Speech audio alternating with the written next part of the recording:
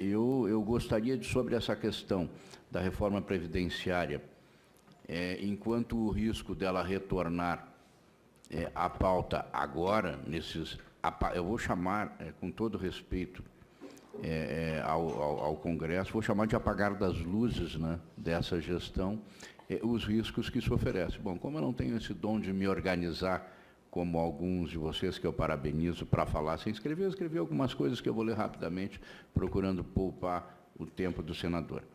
Nós consideramos que já há muito fica claro à sociedade brasileira que as classes detentoras do maior potencial econômico do país têm influenciado de forma decisiva os governos quanto à redução dos gastos sociais e do Estado brasileiro como um todo. Mas, recentemente, a partir do processo de tomada do poder por Michel Temer, me permitam assim chamar, processo de tomada do poder, o processo de avanço dessas classes mais privilegiadas foi acelerado e a falácia do déficit previdenciário ganhou força total, tanto que viabilizou o trâmite da PEC 287 de 2016, permitindo, inclusive, que na Casa Legislativa o relator da matéria na Câmara de Deputados agravasse mais ainda o texto e a penalização dos servidores públicos. Então, para mim, uma coisa inédita, o texto saiu do Executivo, chegou na Casa Legislativa, o relator piorou o texto, né? Bom, ele penalizou mais ainda os servidores públicos, literalmente rasgando as regras de transição, né, entre um período e outro, dos servidores públicos, em evidente revanche à ação organizada desses servidores, no sentido de esclarecer a sociedade quanto às falhas aparentemente conscientes do próprio governo na gestão do sistema previdenciário. Nós fizemos, sim, esse esforço, e, obviamente, esse esforço foi capitaneado pelo senador Paim através da CPI. Sobreveio, então, por iniciativa da Casa do Senado, com importante liderança do senador Paim, tendo todo o cuidado para acreditar aos outros senadores o importante trabalho que eles tiveram, sobreveio a CPI da Previdência, que demonstrou sem equívocos os resultados superavitários do sistema previdenciário no Brasil.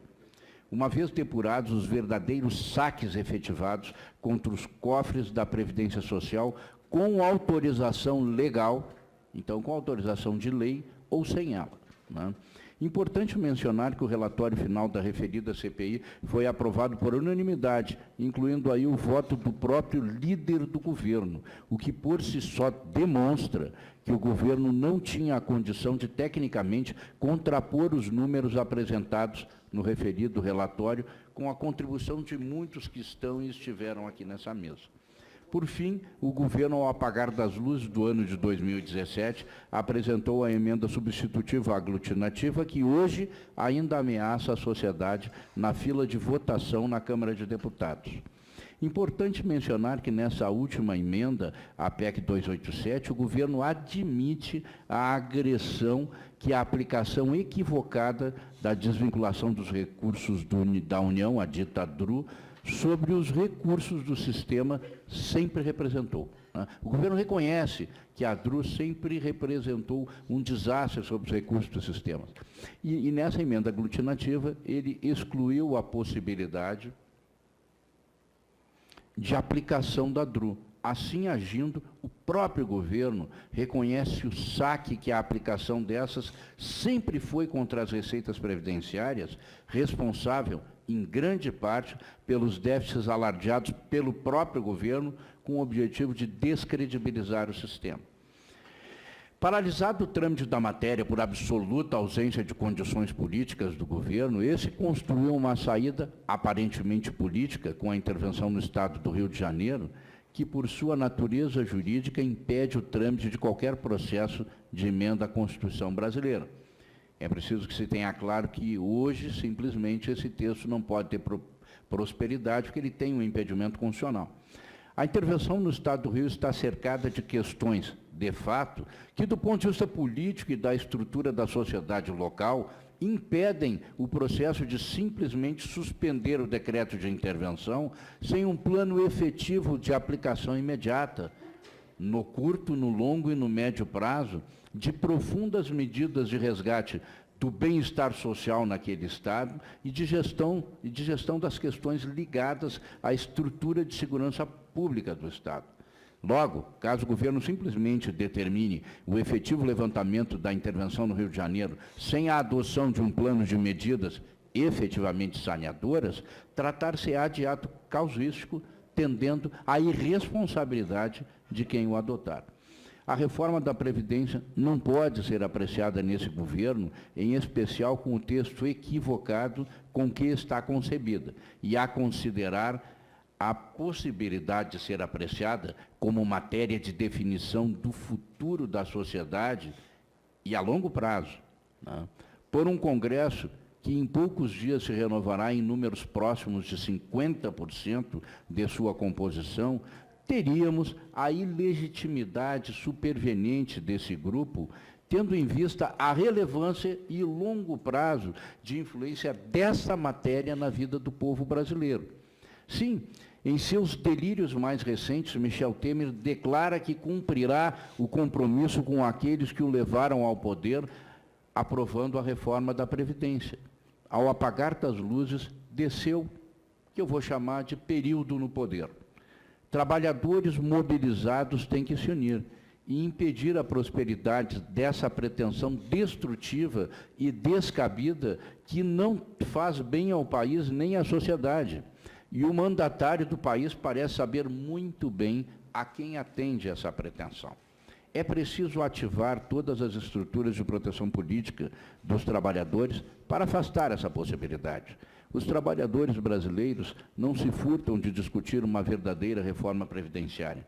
Aquela reforma que vai viabilizar, de fato, a previdência forte e sustentável, que vai contribuir fortemente com o desenvolvimento do Brasil e melhorar a qualidade de vida e proteção social de seus trabalhadores.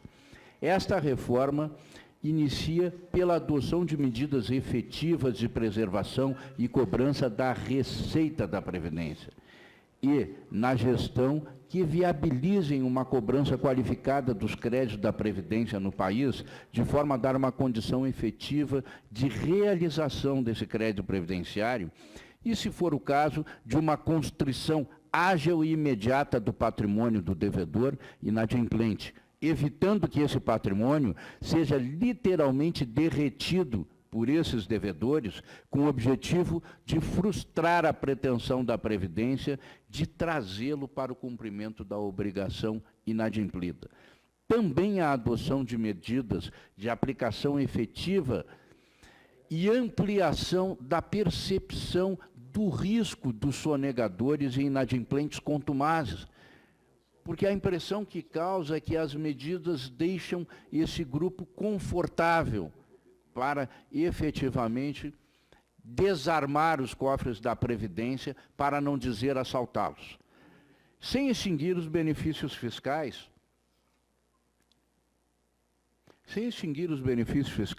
com os recursos da Previdência, não há como exibir milhares de simulações atuariais indicando um falso déficit previdenciário.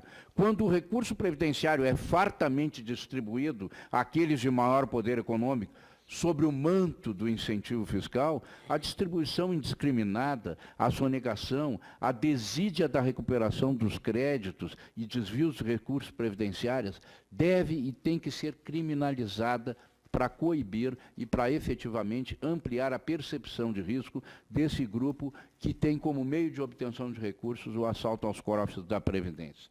Porque, de fato, isso constitui um crime contra os trabalhadores beneficiários.